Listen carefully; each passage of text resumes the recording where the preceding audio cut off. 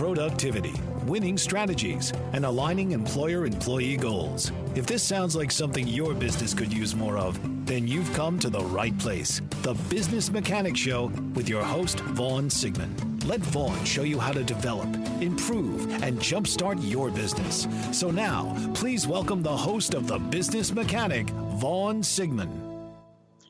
Welcome to the Business Mechanic Show. This is your host, Vaughn Sigmund, the founder of Results-Driven Leadership, where we develop managers into highly effective leaders, provide you all the tools and knowledge you need from real-world best practices, all taught by former executives, not somebody that's been trained and taught out of a book. We've done it. We've been on the front lines. We've been there and done that and got the scars to prove it. All of our training and coaching programs come from real-world first-hand experience. Let's kick today's Business Mechanic Show off. Let's get this out there. As the title of this podcast says, money does not motivate employees, period. And in this show today, I will share with you why money is not a good motivator and what really does motivate your employees. Now, I stress, some of these things sound really easy. They're not. It's not easy to motivate your employees. Nope. Because it requires a long look in the mirror at yourself and the acceptance by you that you can be a better leader and motivator, that you don't know it all. You don't have it all. And you've got to accept it. It's you that has to change in order to motivate your team. You have to stop accepting the excuses you've been feeding yourself and your boss. And you have to commit to personal development with the approaches I share with you today. Then go work on yourself and how you lead your team. If you really want to motivate your team, listen to the best practices I'm going to give you today. They work, they're simple, and for the most part, they're free. But you cannot blame it on society and culture and bad employees. The reason your team is not motivated has little to do with how people have been raised or educated. Yes, things have changed. They've changed in the way many look at performing well at their jobs, quiet quitting and the great resignation and all that. But many have been properly raised, they've been properly educated, and they've been set up for success. And I'm betting you've got plenty of those people on your team right now. Right now, many of your current team members can be motivated. If they're not showing that they're motivated, it's not their fault, it's your fault. You need to start working on the best practices I'm going to share with you today. It's on you, it's not on them. You see, there's a challenge for many managers who are untrained and unknowing of how to lead and motivate employees. You have to realize it's up to you to develop a leadership approach that will bring out the very best in almost everybody you have right now. You don't have to change your team. You don't have to go hire better employees. And it works for almost everybody. And I say almost because I've got to get this caveat in there. If you've hired the wrong person or a bad fit for the position, they probably can't be. They cannot be motivated. But the fact is you hired them. So in a way, that's your fault, right? That they can't be motivated. You hired the wrong person, put them in the wrong role. And how you deal with those underperformers who cannot be motivated, the ones you've just made mistakes on, and we make them. I've made them. Everybody makes them. We're never 100% on who we hire. let me suggest you find my podcast on performance management from April the 22nd of 2022. I put a link in the show notes for you to go listen to it. It's about performance management of your team. Go listen to it, learn from it, and start working on these underperformers so you can get them out the right way. Give them the chance to turn around if they can.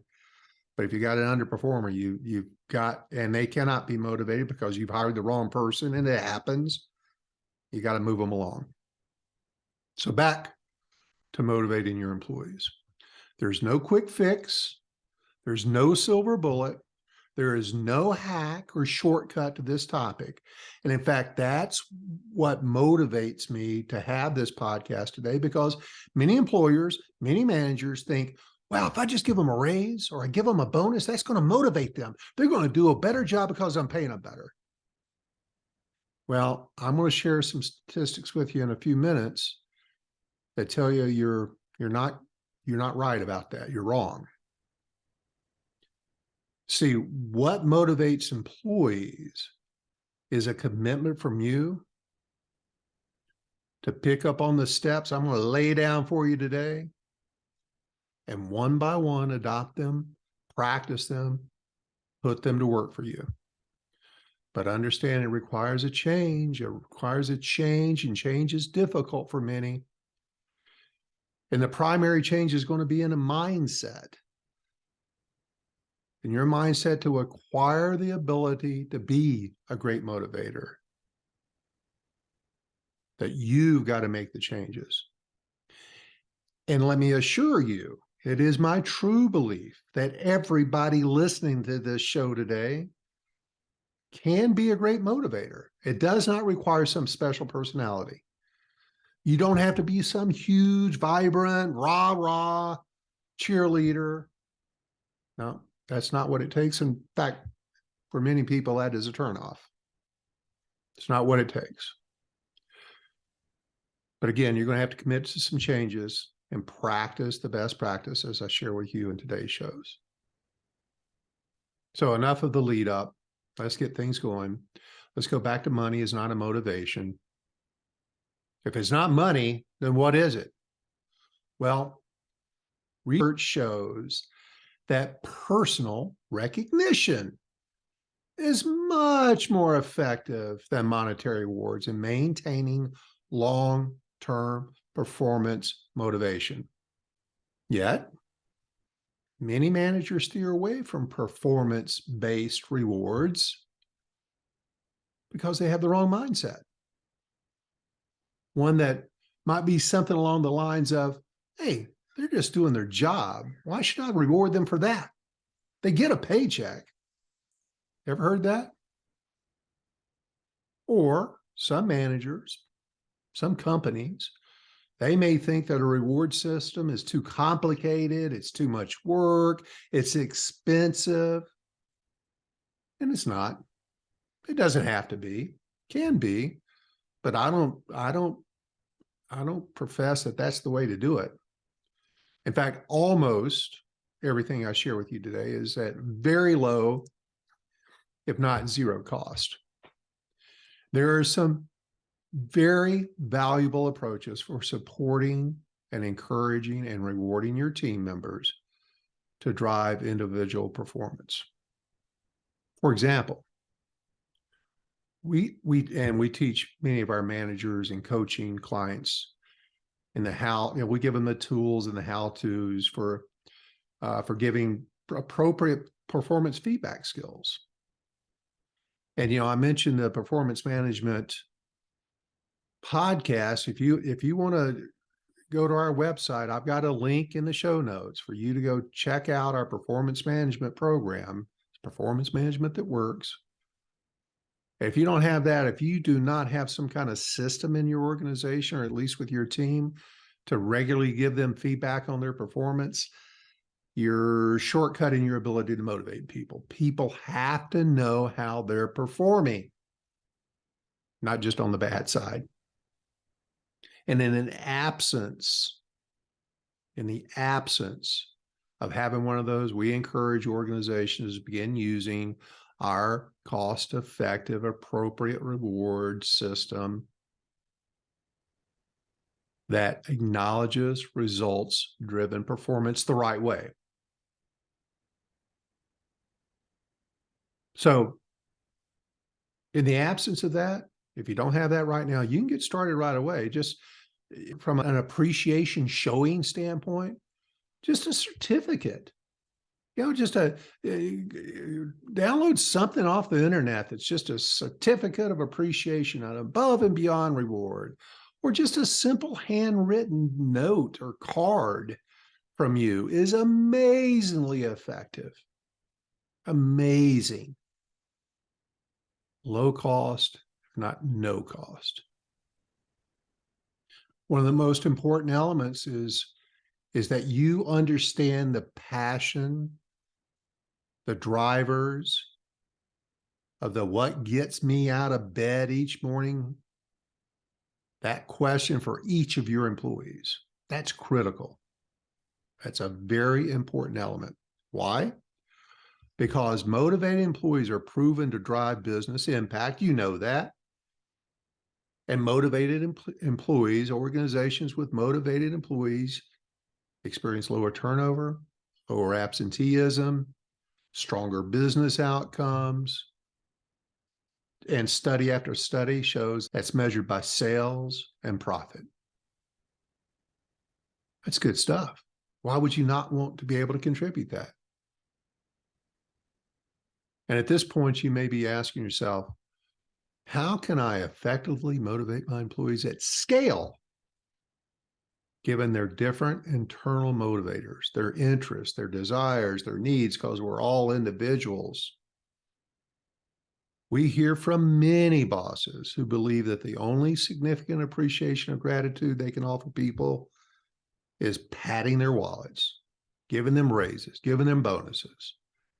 And I agree, yes, it's vital to pay people appropriately, but there's only so much money to go around.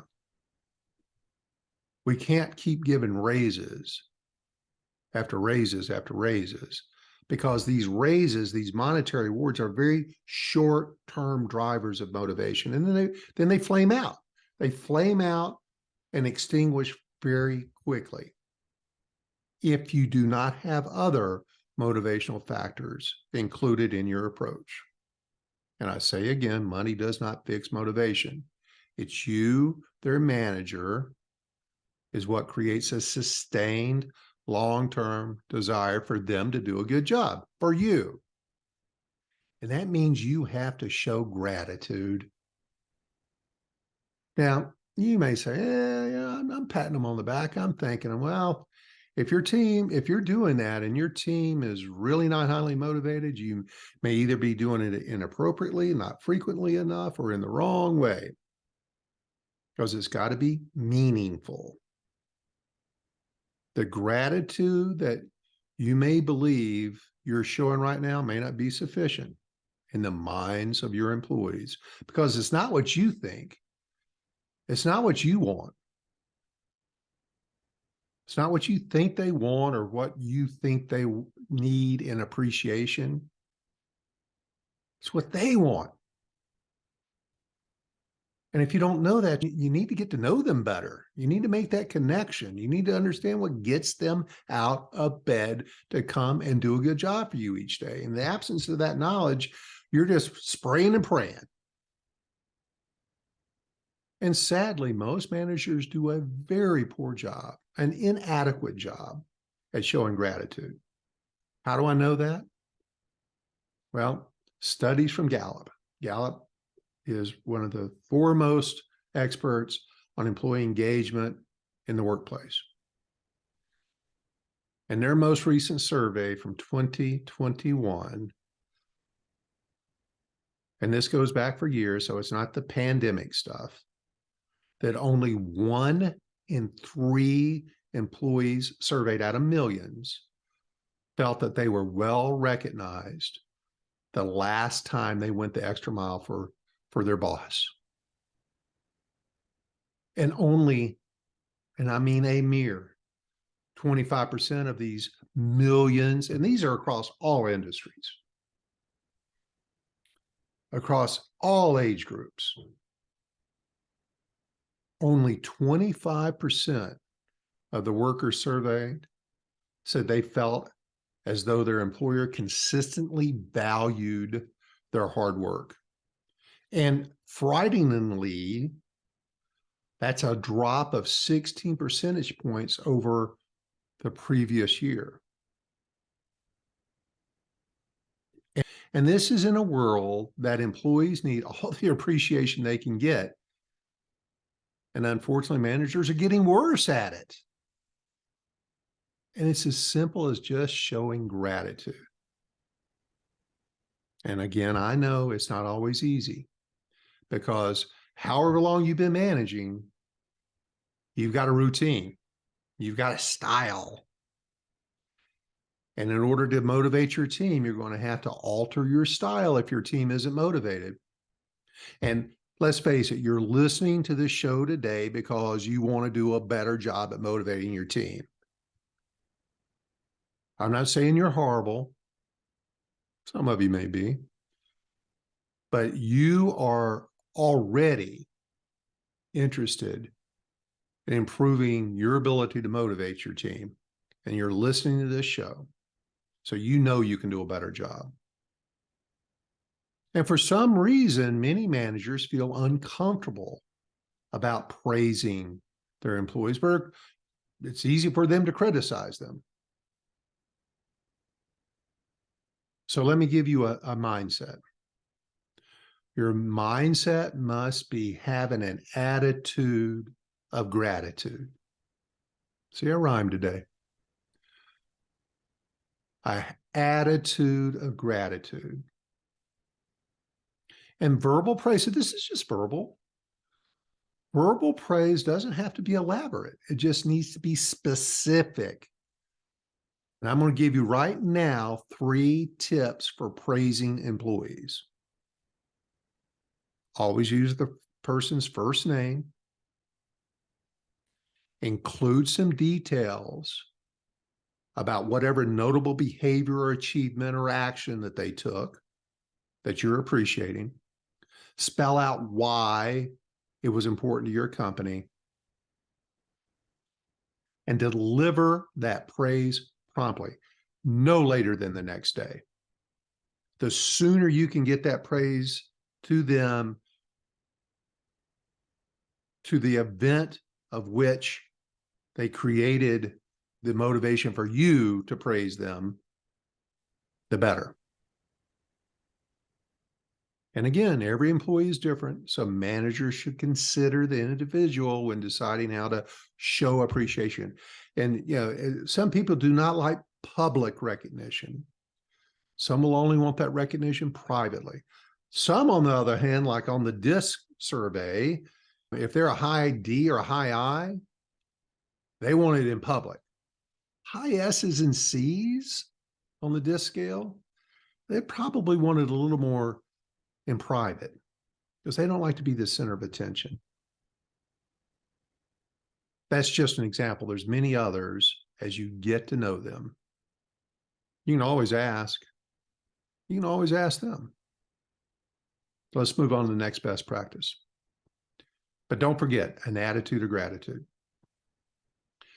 Next best practice. Some employees are motivated by the opportunity to take new roles, new challenges, whether they're long-term or short-term, just the ability to work on a project, a challenging assignment, because this is a sign that you as their manager trust them and relies on them. And gaining their trust, and by showing them trust, it's a huge part of the positive, motivating relationship you have with your employees. Because that builds the drive in them to achieve for you. Let's always remember they work for you, not the company. People work for people, not for organizations. However well they do is because of you, and however poorly they do is because of you. Own it. So some people might like public recognition and you showing it to everybody. Others may be more socially oriented and want it in public. Take them to lunch. They might want to celebrate a win with all their employees, their coworkers. And it's also very good to back up whatever words of gratitude you share with gestures.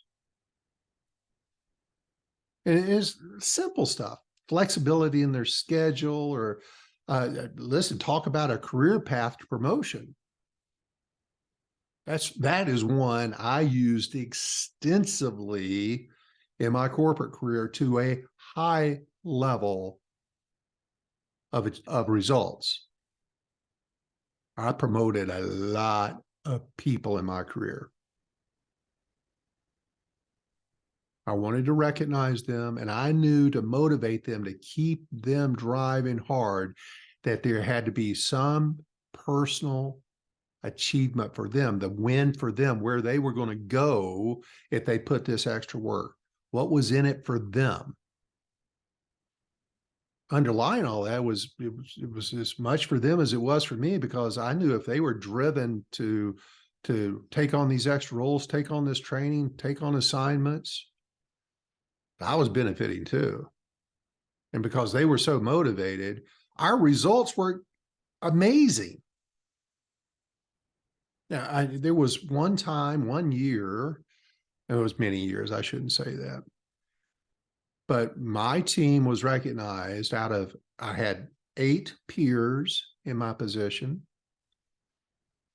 but my team, the team I was responsible for, and they were amazing,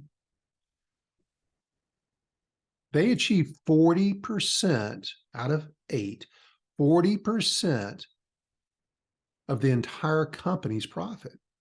They were amazing. And I believe that because we had an attitude of gratitude and we were looking everywhere we could to put people on a path to improvement, that was a big part of it. But always remember that employees are people first.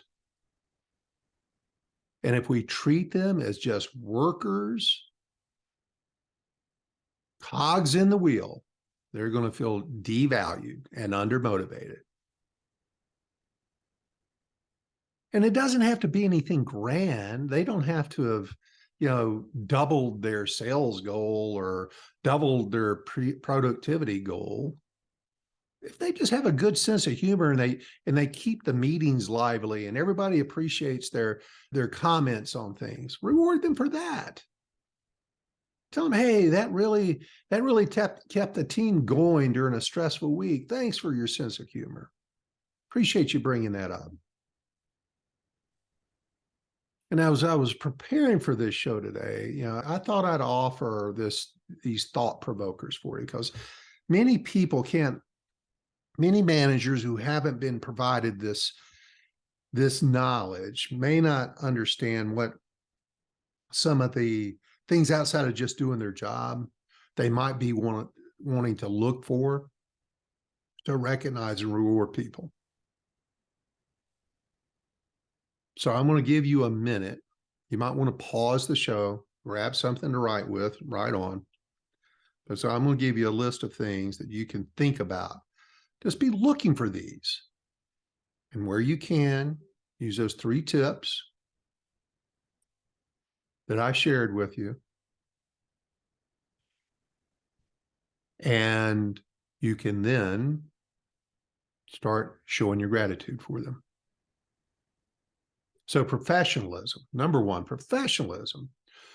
Someone that's polite, well-spoken, calm in a stressful situation. They're respectful of their peers, customers. Number 2, work ethic. They're a hard worker.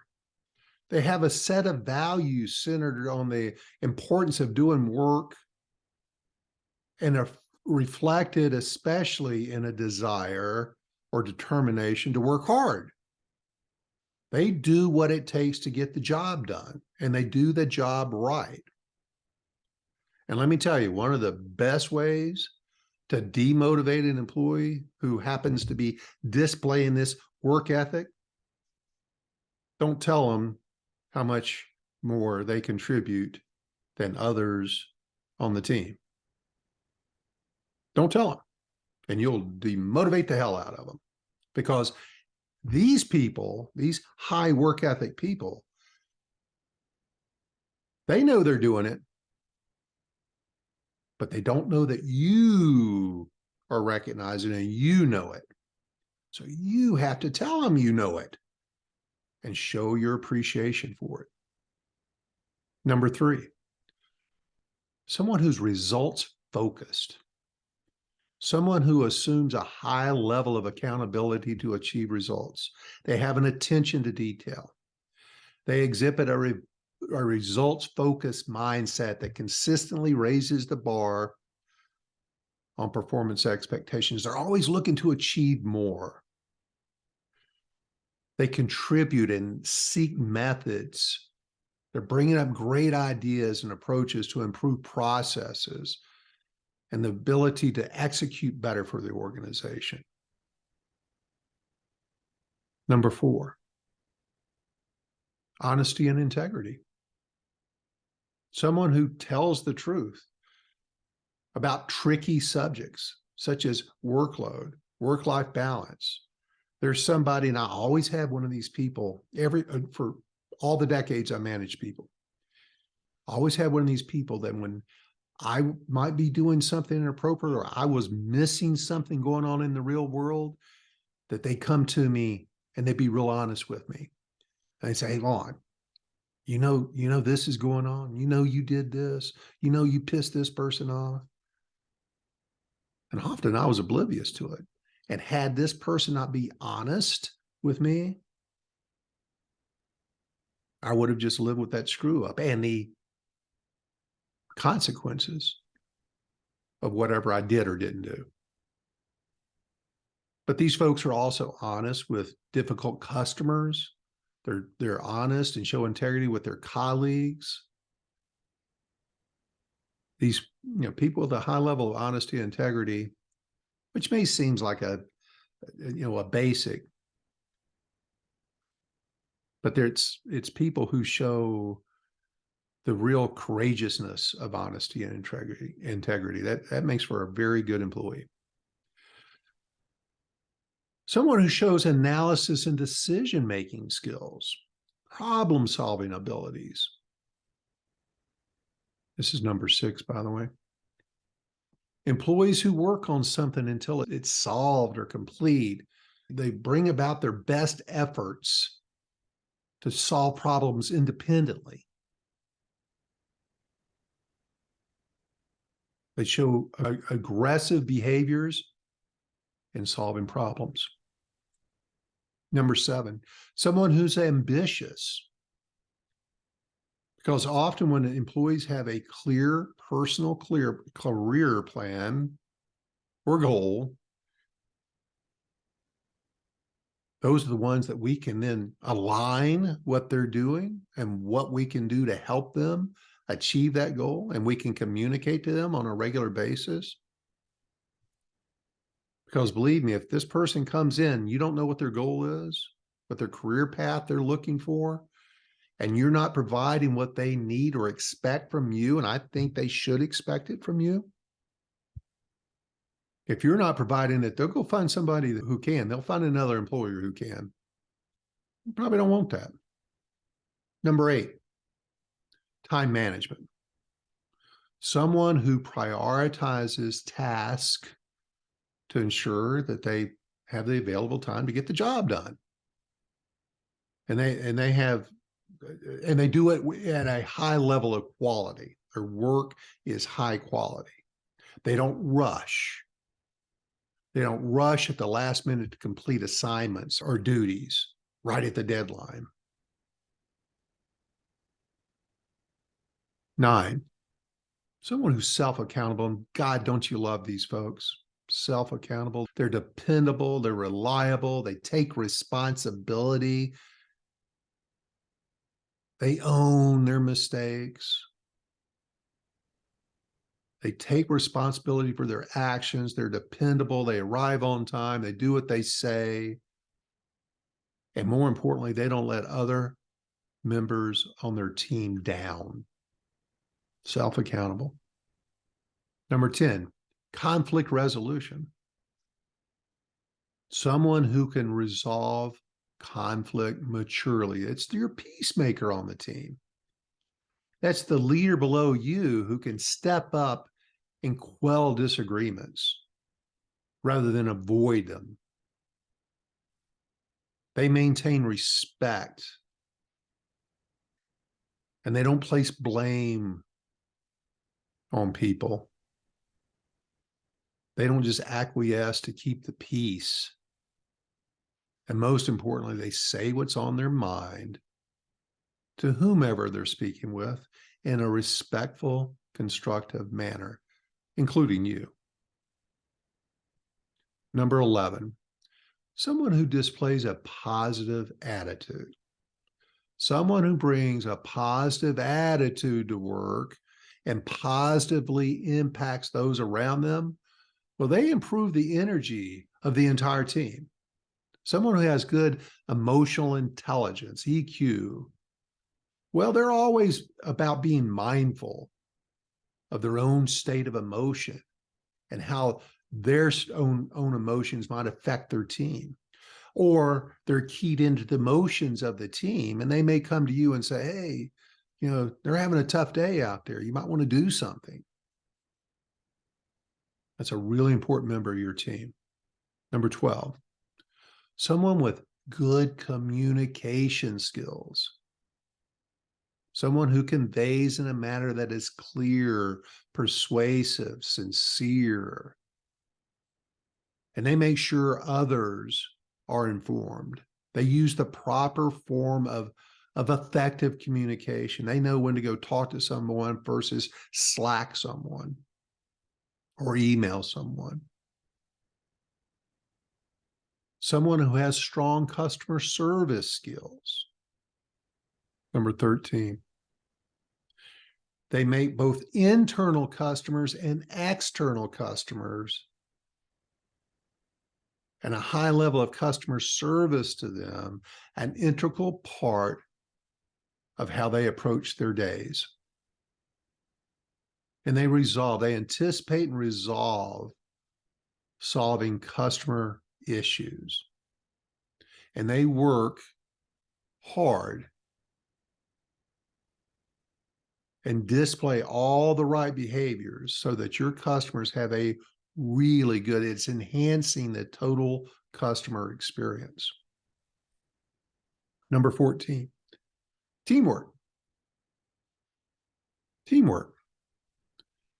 They have the ability to work with other people by fostering good relationships in a professional way. And they're an important part of helping the team achieve goals. They may step up from time to time. They may help other team members out.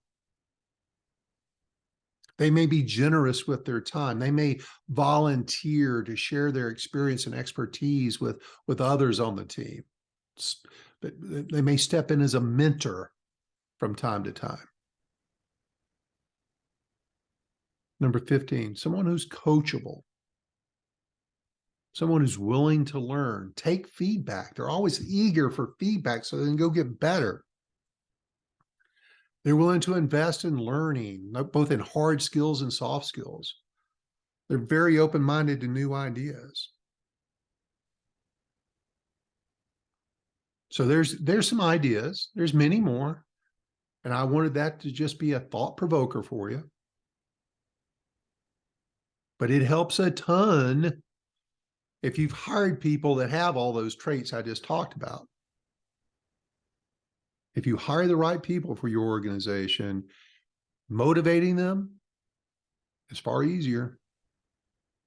But again, many uninformed, untrained managers make their job and success in their job much harder by not surrounding themselves with employees or good fits for the job, good fits for their leadership style, good fits for their culture.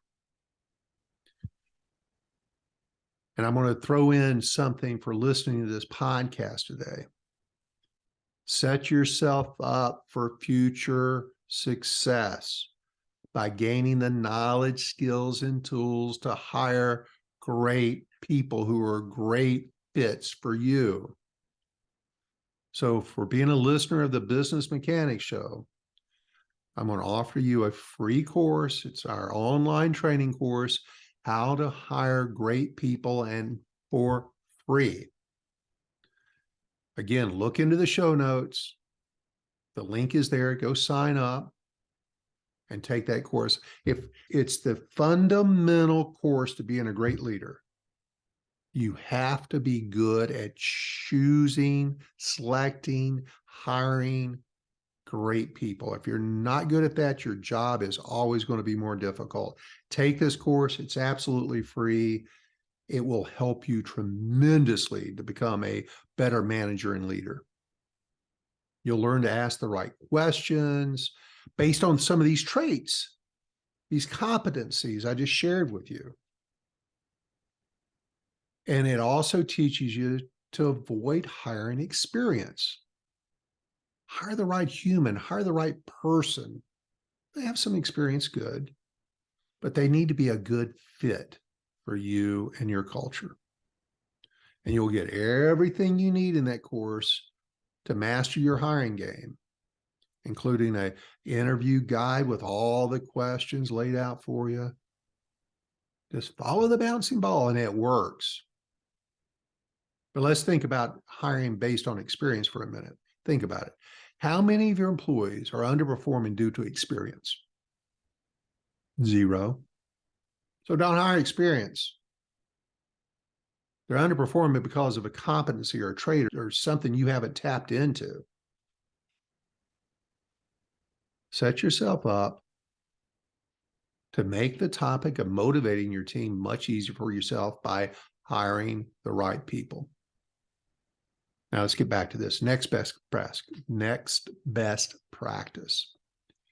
It's essential. And anyone who's taken our Inspiring Leadership course knows this. As managers, we understand that the process of employee performance is actually very simply driven by behaviors that have the following elements. They must know and agree to what's expected of them. An example of that could be a monthly sales or productivity target. Completing a website design, they just know what's expected of them and what actions they must take in order to achieve it. A little bit of strategy. The second thing, the individual's effort must result in some kind of performance standard, such as reaching or exceeding their goal, like their sales goal. And 3, associated with that performance, the individual obtains some kind of reward. Here we go again. Again, a certificate of appreciation, like above and beyond, signed by you, signed by the CEO, a trophy, time off, something they'll remember. So they've got to know what's expected of them. And that is a key part of motivating. People have to know not only what you need them to do, how they need to do it, and then when they do it, reward them. But what frustrates many employees is an expectation is set by the manager. It's not properly conveyed in detail to the employee. And the employee's out there doing what they think needs to be achieved. The manager comes popping in, says, "What are you doing? This isn't the right way." That's frustrating as hell, and it's very demotivating. So make sure before you start any project or assignment, even if it's as simple as a sales goal or a productivity goal, you have to also discuss what there is required of them to do in order to achieve that goal. How many phone calls? How many meetings? How many presentations? How many samples? Think about all the different elements of all the different people's jobs. What do they need to get the job done? And then when they achieve it, reward them somehow. And again, here's another way managers go wrong. In my humble opinion, you have to develop the mindset of catching them doing it right. Catching them doing it right often enough to keep a positive balance in their emotional bank account. And again, anyone who's listened to this show knows that you have to make regular positive deposits into the employee's emotional bank account, so that when you have to make a withdrawal, and you will, you have an adequate balance. Because at some point you're going to have developmental or negative feedback. Make sure you have a positive, more balance than you need to make that withdrawal. You don't want to deplete that bank account. But it's human nature. Many managers who don't know better, their natural assumption, and it's universal, they believe and they approach their jobs that I've got to point out everything that people are doing wrong, what they're doing incorrectly, what they're not doing. They believe that's a big part of their job, catching mistakes, fixing them. Let me prove that point. It's human nature. I'm going to prove the point right now. Here's a quick test. Here's a quick test where your mindset is right now. Listen to the following formulas. Tell me what you pick up on. 2 times 2 equals 4. 3 times 3 equals 9. 4 times 4 equals 15. And 5 times 5 equals 25. And if you heard that the third one was incorrect right away, well, you're right. 4 by 4 does not equal 15. You're absolutely right. But right there is what's wrong with the common manager's mindset. They overlook the fact that 3 of the formulas were right. We naturally pick up on what is wrong versus what is right. That's where you have to rewire your mindset. Suppose you were to be more intentional in your daily management activities, looking for what they're doing right and pointing it out, intentionally pointing out what they're doing right. And in that case, when you begin doing that, you're going to become a master motivator much more rapidly.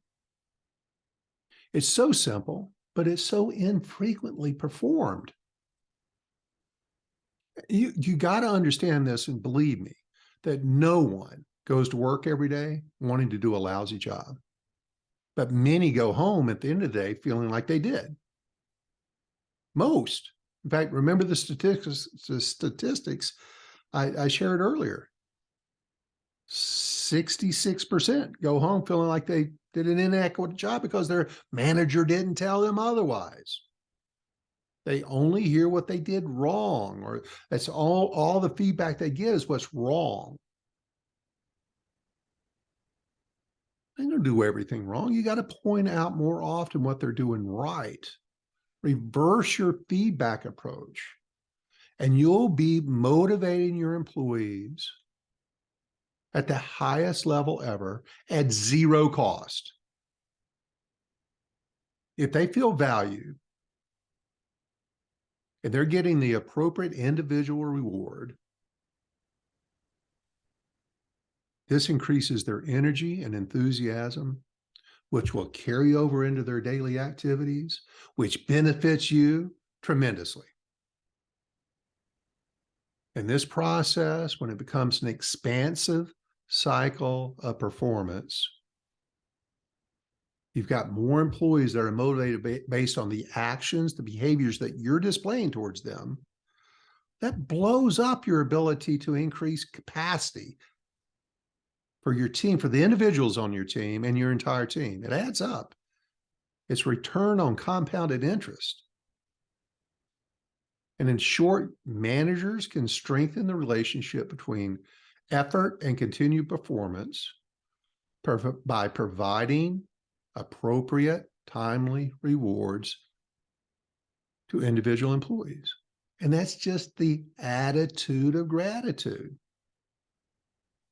Catch them doing it right far more often than pointing out what's wrong. Here are 3 guidelines for effectively rewarding and recognizing employees. But make sure you match the reward to the person, match the reward to the achievement, be timely and specific. You could buy lunch for the person or 3 or 4 people who did a great job. You can purchase tickets to a movie that you've heard that they want to see. This one goes a long way. Just write a personal thank you note to them for their effort. Call the person into your office and just offer them praise for a job well done. You can give them a pen, a silver pen, a gold pen, a bronze pen, or something similar for, say, getting the highest customer service awards for the month. You can rent a sports car for the employee to drive for a weekend. I got that once. It was really cool. Give employees their birthday off with pay. Give them event tickets. Surprise them with it. Just spontaneously do something nice for somebody. And if you have a good relationship with your team, you'll know what event or what reward will be important to them. Is it a crafting event? Is it a beer tasting event? Is it a food event? Is it a music event? If you know what their hobbies and interests are, and you should, then do something nice. It's going to cost you a little money, but so what? Think about all the rewards you'll get out of it. And lastly, it is so, and I see this so often, once you become a manager, you lose sight very quickly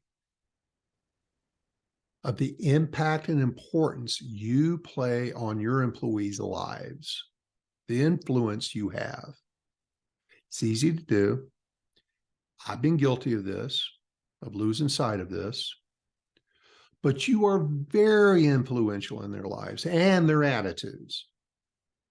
And believe me, almost every time you pay one of your employees a compliment on the job, on doing a job well done, or show appreciation for them, they cannot wait to share that with a spouse, a significant other, a parent, a friend. It's happened to you. You know that motivated the hell out of you, that comment, that positive feedback, however infrequently or frequently it may have come. You couldn't wait to share that with somebody that was important to you. As a motivator, you are your own secret weapon.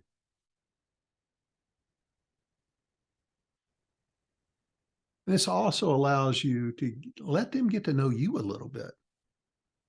You understand more about them. Don't underestimate the value of you and your words. And how about this as a goal for yourself? Go to work tomorrow with the intentional mindset to find someone working with you and make their day. Give them a reason to go home and tell their friend, their father, their parents, their significant other, the compliments you paid them. Go make their day.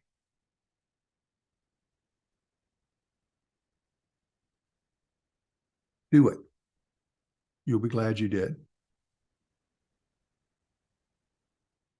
Moving on, I just want to, there's an experience I had with John Ball, who's a service training manager for American Honda Motors. And I think he best summed it up with how he motivates his team. It's his tip sheet, if you will. And John shared with me, I try to remember that people, good, intelligent, capable people, may actually need day-to-day praise and thanks for doing the job that they do. And he says, I try to remember to get out of my chair, turn off my computer, sit or stand next to them and see what they're doing. Ask about their challenges. Find out if they need any additional help. Offer that help if they need it. But most of all, tell them honestly what they are doing is essential to me, the company, and the customers. I hope this show has been of value to you, that it will start you thinking, and most of all, that it will provide you the incentive, the inertia you need to continue your efforts to recognize superior performance with your individual team members. Motivate them to perform at the highest levels of capacity.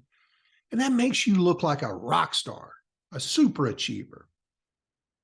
It's so easy, but it can be hard because it requires change, and change comes harder for some than others. So you've got to commit to your personal change and approach. And then you can enjoy the improved outcomes that this positivity you're providing to your employees brings you. And plus, believe me again, as you gain skills in motivating and recognizing your team, your job becomes dramatically easier. So that'll wrap it up. Thanks for listening. Visit our website, check out all of our services and training programs, rdltraining.com. That's results-driven leadership, rdltraining.com. That's Romeo Delta Lima training.com. And we'll talk to you all again real soon.